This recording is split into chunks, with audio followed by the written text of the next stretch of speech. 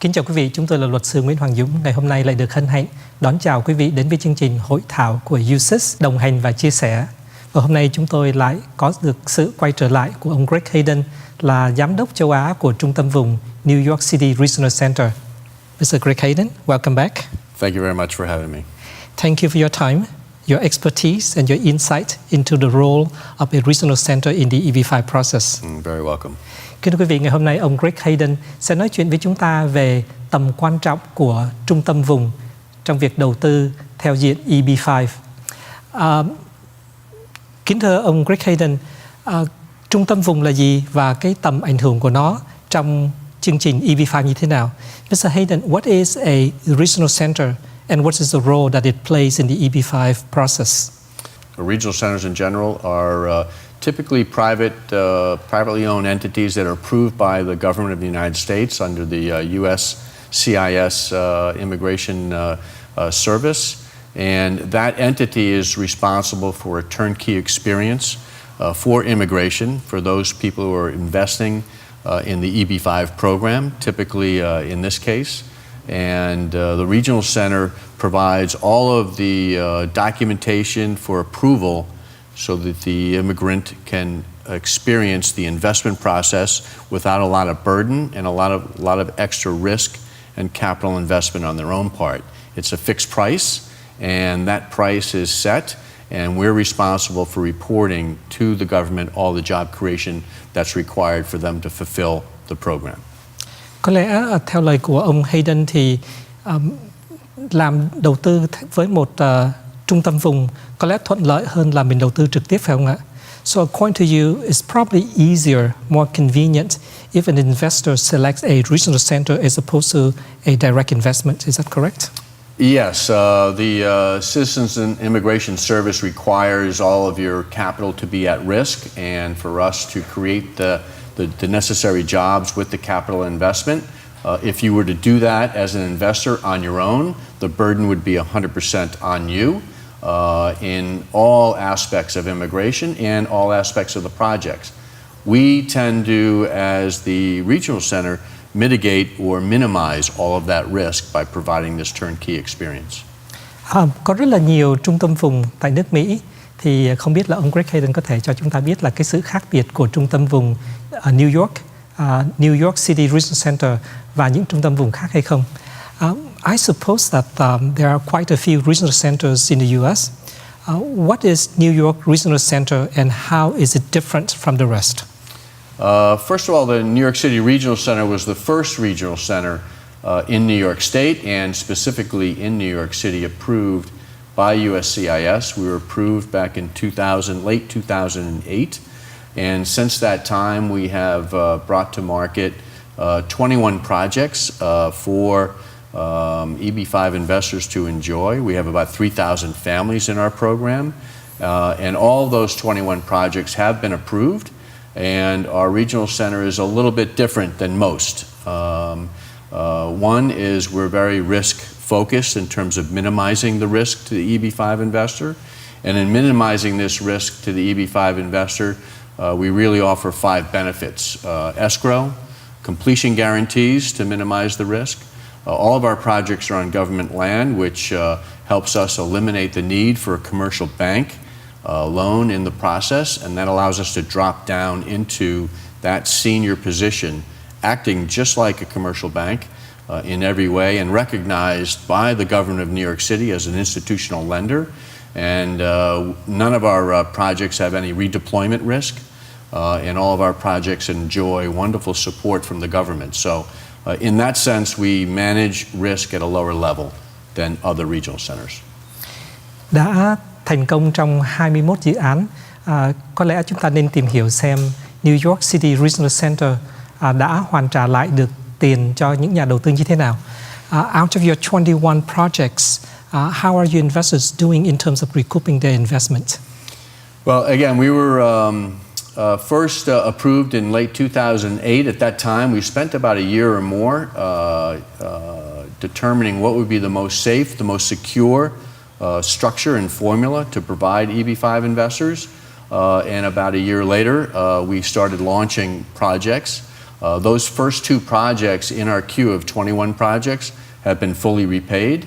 Those first two projects involved about 250 families, all of which got 100% of their money back, all of which got their permanent resident green card and their I-829s, so they went full cycle, full repayment, and this year we hope to pay back several hundred investors before year end, their full investment, and so on goes the queue of projects as we released, as we promoted them, and we will pay them off. Không biết rằng là những cái dự án này có tiếp tục trong tương lai hay không.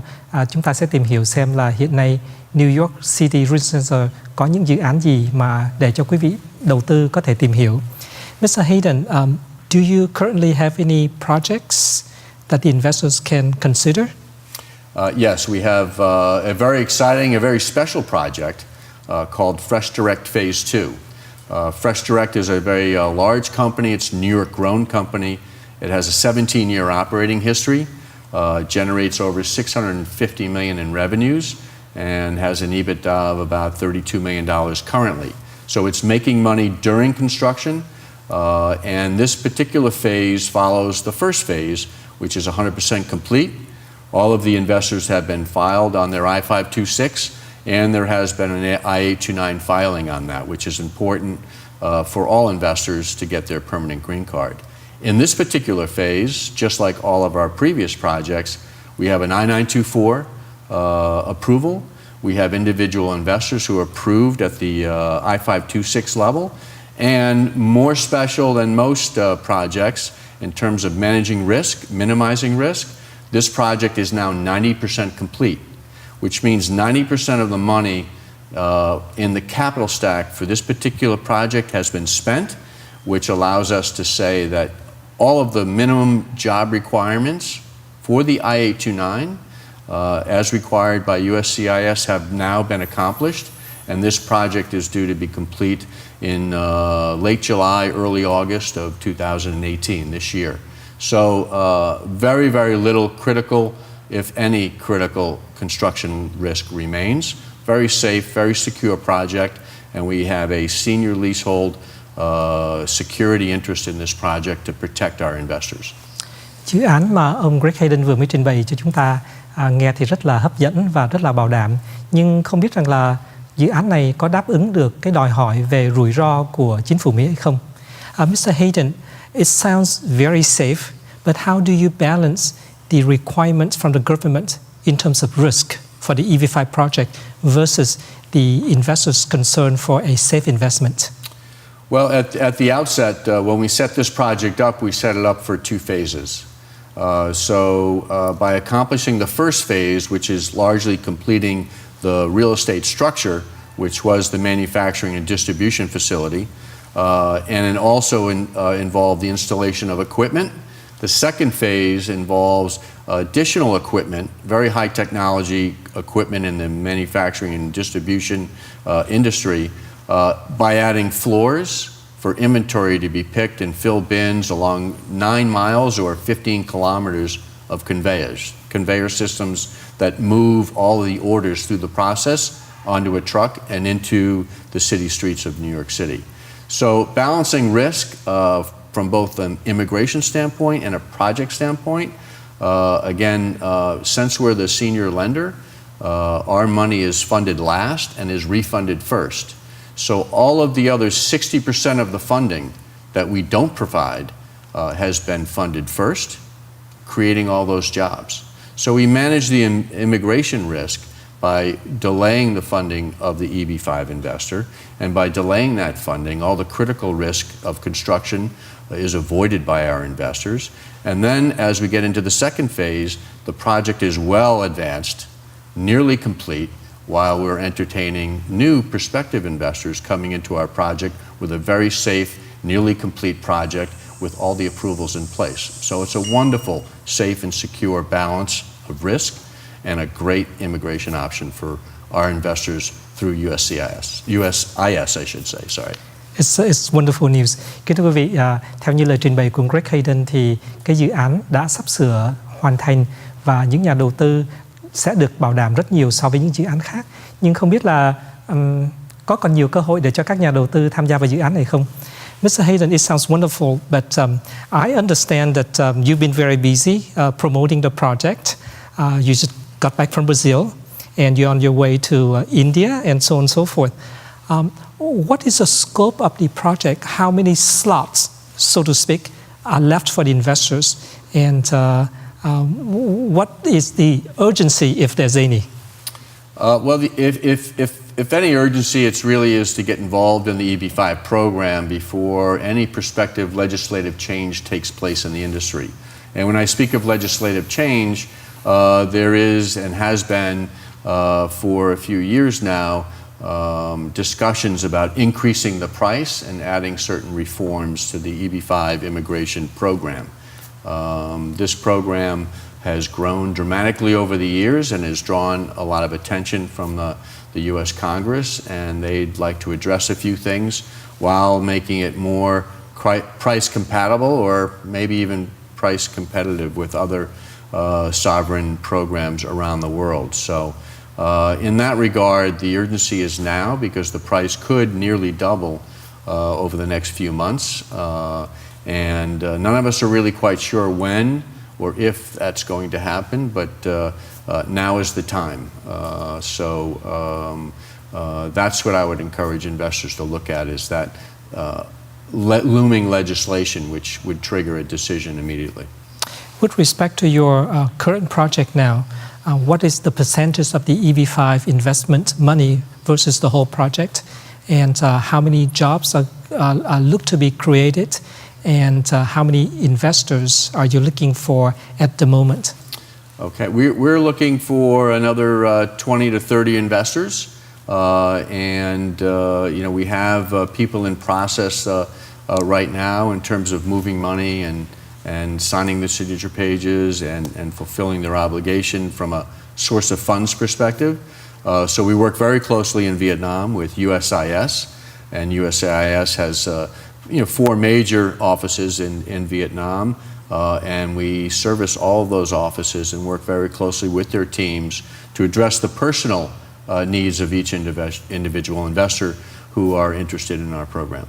Kính thưa quý vị, theo như lời trình bày của ông Gregg Hayden thì hiện nay trung tâm vùng New York City Regional Center chỉ cần khoảng từ 20 tới 30 nhà đầu tư nữa thôi, và trung tâm vùng New York City Regional Center đã làm việc rất là sâu sắc với lại USIS.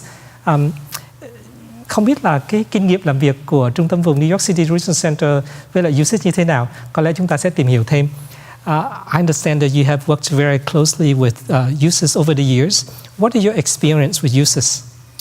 Well, first and foremost, they're the top brand in Vietnam. They have an expert staff as well as in Hanoi and the 2 other cities, in Can Tho and Da Nang.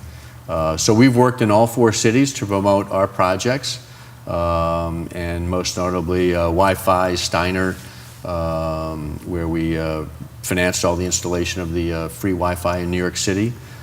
We do a lot of work in the Brooklyn Navy Yard, where Steiner Studios is located, and now Fresh Direct, and USIS has been very supportive in not only understanding the project, but understanding the investors' needs when it comes to managing the risk, minimizing the risk.